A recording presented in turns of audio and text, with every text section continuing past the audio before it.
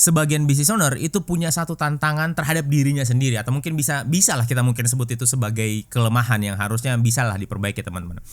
Itu adalah ketidakenakan ketika mereka mungkin mau mengarahkan tim yang mungkin secara usia dia lebih tua daripada si business owner ini atau si leader ini, atau mungkin timnya dulunya bareng-bareng dia masuk ke perusahaan itu tapi akhirnya si kitanya yang dipromosi duluan, atau mungkin ada tim yang lebih lama kerja di tempat itu dan kita masih junior lah, tapi kita karena cemerlang lah prestasinya akhirnya kita yang dipromosikan seperti itu. Nah, di kondisi seperti ini, ketidakenakan itu akan selalu muncul dan semakin besar. Akhirnya ketika kita mau mengarahkan mereka, mau menegur mereka atau ngasih feedback ke mereka, itu kita tidak enak, teman-teman. Karena ya itu tadi, mereka lebih tua, kita masih junior seperti itu. Nah, jadi masalah yang seperti ini banyak yang membuat orang akhirnya mengundurkan diri, maksudnya mending saya di level yang kemarin aja, dia turun jabatan seperti itu, atau mungkin kalau dia business owner, bisnisnya itu akan sulit bertumbuh karena ketidakenakan itu tadi. Nah, solusinya teman-teman,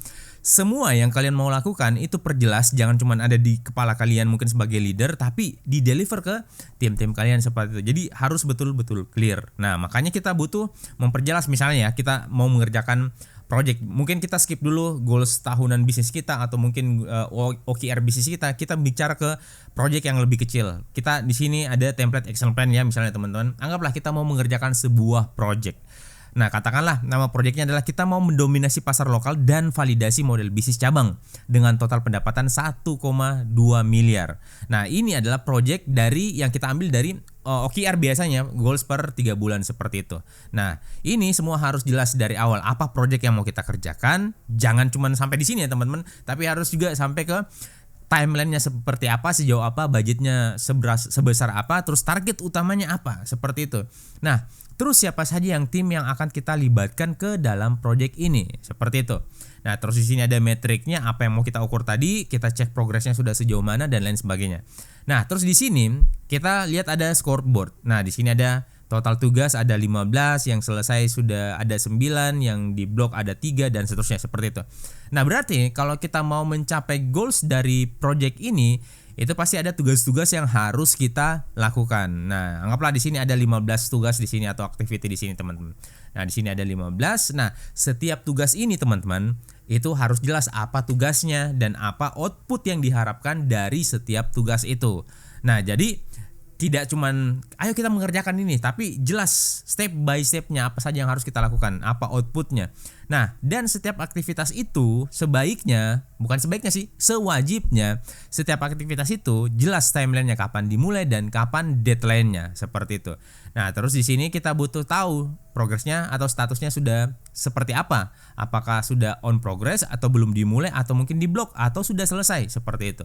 Nah, terus di sini, ini yang paling penting teman-teman. Karena kita bekerja sama tim yang mungkin dia lebih tua atau mungkin kerabatnya owner atau ya teman kita sendiri dulunya. Nah, makanya ini harus diperjelas. Tugas-tugas tadi itu siapa responsible. Responsible adalah siapa yang bertanggung jawab mengerjakannya secara langsung, seperti itu. Nah, contoh di sini teman-teman, anggaplah kita lihat ini. Ada produksi 10 konten video seperti itu. Apa output dari 10 konten ini? Ya, outputnya adalah jadi 10 video dan itu ada di folder. Nah, di drive seperti itu. Nah, timelinenya jelas dan ini berdampak, kalau ini dikerjakan ini akan berdampak langsung sama target utama dari project itu. Nah, terus di sini deadline juga sudah jelas dan responsible yang melakukannya langsung, berarti tim konten. Nah, terus di sini ada accountable. Accountable adalah orang yang mungkin dia tidak ikut campur sama tugas itu, tapi dia bertanggung jawab sama hasilnya. Contoh di sini ada marketing leader seperti itu. Oke. Nah, terus di sini ada consult. Nah, consult ini adalah orang yang kita mintai info terkait tugas yang mau kita kerjakan. Contoh di sini ada admin. Nah, mungkin karena bikin konten ini yang paling tahu kondisi di lapangan atau di outlet misalnya ya, itu adalah si admin itu. Nah, terus di sini ada inform. Maksudnya, kalau tugas ini sudah selesai, siapa orang atau pihak yang harus tahu terhadap tugas ini sudah selesai atau belum. Seperti itu, teman-teman. Jadi, dengan kita punya data detail seperti ini atau plan yang seperti ini detailnya, teman-teman, insya Allah ini akan membantu mengurangi rasa ketidakenakan lagi yang seperti di awal tadi. Kenapa? Karena ya, semua tim kita sudah paham apa yang mau kita kerjakan bareng-bareng, targetnya apa, timelinenya sejauh mana, budgetnya berapa, siapa saja yang terlibat, apa yang harus dikerjakan, apa output yang kita harapkan, terus siapa yang bertanggung jawab terhadap apa, seperti itu. Nah, jadi kalau kalian mau pakai template yang seperti ini, kalian bisa cek di kolom deskripsi.